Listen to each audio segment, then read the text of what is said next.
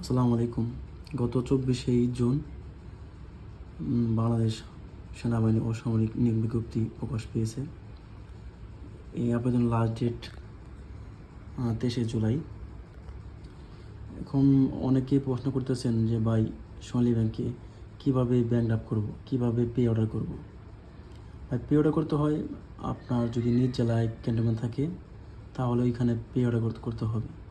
আপনার জেলা বাইরে যদি আপনি আবেদন করেন তাহলে আপনাকে ব্যাংক ড্রাফট করতে হবে। আর কীভাবে ব্যাংক ড্রাফট করবেন, কীভাবে পে অর্ডার করবেন আমি আজকে নমুনা দেখা দিচ্ছি।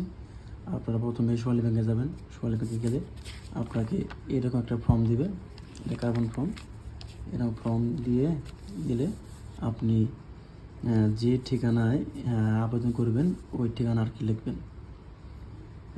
প্রথমে আমি বলে দিই যে এইখানে আপনি প্রথমে তারিখ বসাবেন। তারিখ বসানোর পরে আপনি যে হিসাবে শিরোনাম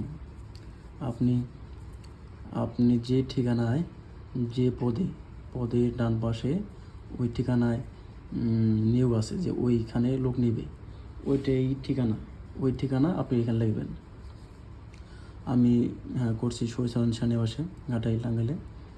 এখানে আমার জেলা টাঙ্গাইল জেলা, এই জন্য পে অর্ডার বলতে পে অর্ডার করলে আপনাকে শুধু ওই যে শিরোনাম লিখলেই হবে। আপনি যে ঠিকানায় পাঠাবেন পোস্টকোড সহ লিখতে হবে।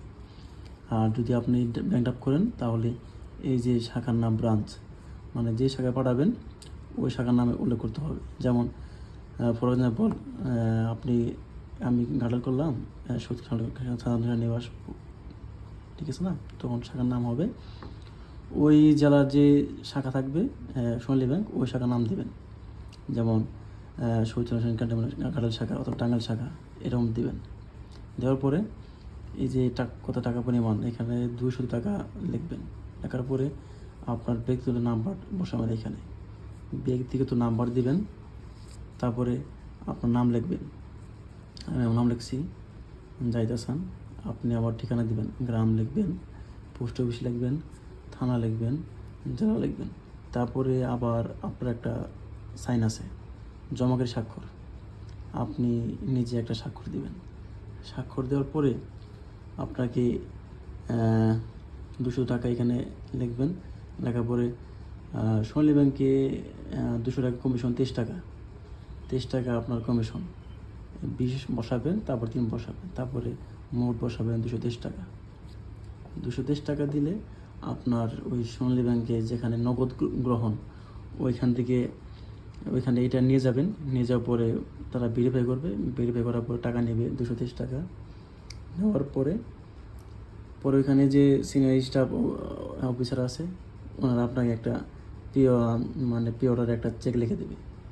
চেক লিখে দিলে আপনার ওই চেকটা আর কি আপনি যখন আপনার নিয়োগ পাঠাবেন ওই ঠিকানায় যেখানে আবেদন করবেন, ওই খামের ভিতরে আপনি ওই চেকটা দিয়ে দিবেন।